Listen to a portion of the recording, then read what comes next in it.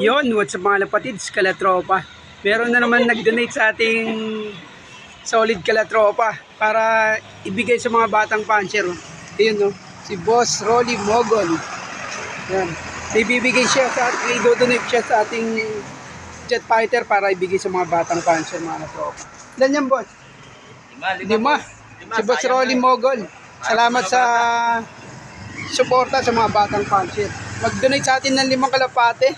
Tantuan na naman yung mga batang puncher nito. Salamat, boss, ha. Natutong mga batang mag-alaga.